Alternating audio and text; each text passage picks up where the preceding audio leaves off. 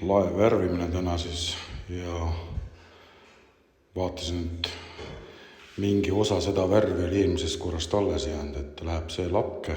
Sellega teen siis teise kihi. Esimene kord siis on lagi nüüd ära värvitud ja nüüd läheb siis akrüül ning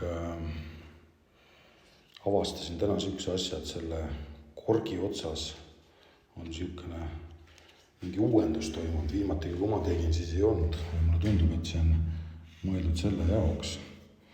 Ja siit saab neid erinevaid nurkasid kasutada, millist tõmmata tahad. Aga lasen selle siis ilusti ära ja siis vaatan, katsetan seda, kas see töötab ja toimib ka.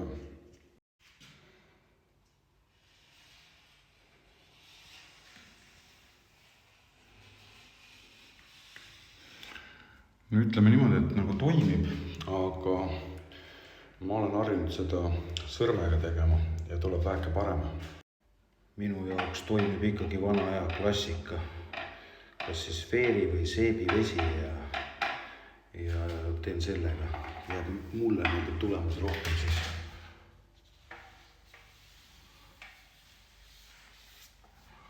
Ja see mulle meeldib see rohkem.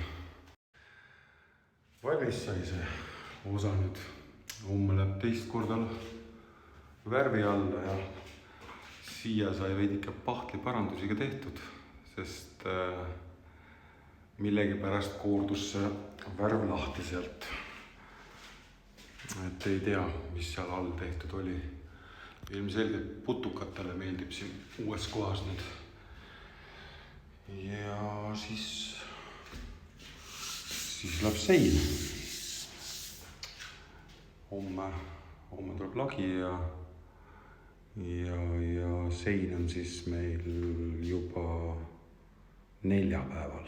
Saunavent on huugama pandud, sest siin on nii troopiline, et kui sa selle kolmnurkse redeliga seal üleval lae all oled, siis on niimoodi, et täis troopika. Ma pakun, et 28-30 kraadi sooja, mis tegelikult on väga halb temperatuur lae värvimiseks.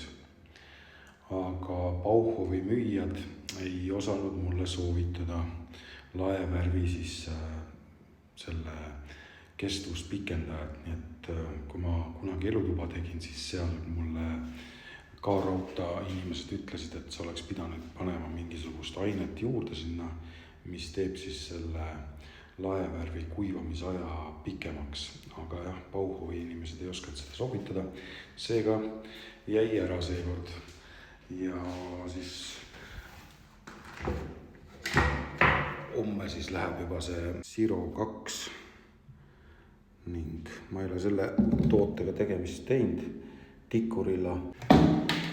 Ja seintele ma ei tea, esialgu krundiks on mul. Vot see nüüd see põhi, mida ma kasutasin, see peaks ka Tikurilla värv olema. Ei ole see viivakolla hoopis. Et siin on tooni, ei ole vist väga läbi korgi näha enam, aga siin on mingi jääkvalged ka, et sellega siis teen seintele kõigepealt krundi ära, nii et ja siis saab edasi vaadata.